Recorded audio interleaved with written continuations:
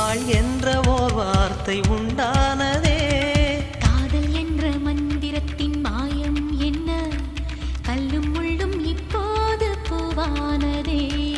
வானவில்லின் துண்டொன்று மண்ணில் வந்து யாருக்கும் சொல்லாமல் பெண்ணானதே. தென்மேற்கு